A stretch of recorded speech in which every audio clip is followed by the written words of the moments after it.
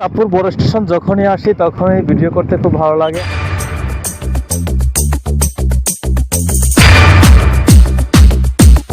দর্শকের মুহূর্তে দাঁড়িয়ে রয়েছে চাঁদপুর প্রাণকেন্দ্রে অবস্থিত ইলিশের বাড়ি সেই চাঁদপুর। বাংলাদেশের মধ্যে যতগুলো জেলা রয়েছে তার প্রত্যেকটা জেলা থেকে এই ইলিশের বাড়ি চাঁদপুর নামে খ্যাত এই কারণে, কারণ এখানে পদ্মার তরতাজা সোনালী ইলিশ পাওয়া যায়। তাই এখানে আমি একটা স্নিগ্ধ একটা বাতাস উপভোগ করতেছি।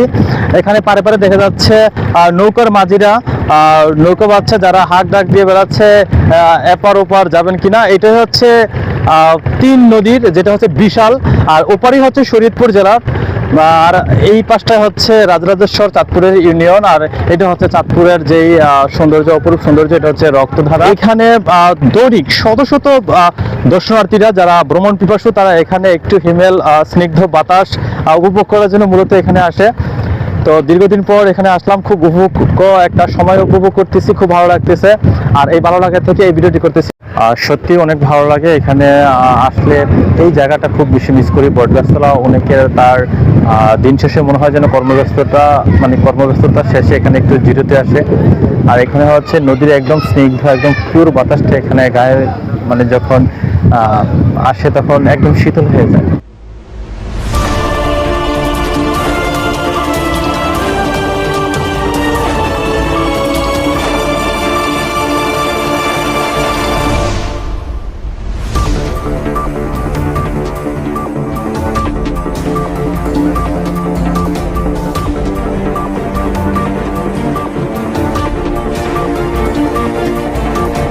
আমার মতো এত সুখী নয় তো কারো জীবন, চারদিকে নিরাশার বালুচর, কি আশায় বেঁধেছি এই খেলা ঘর, স্বপ্ন ভেঙে দিতে এলো যায়।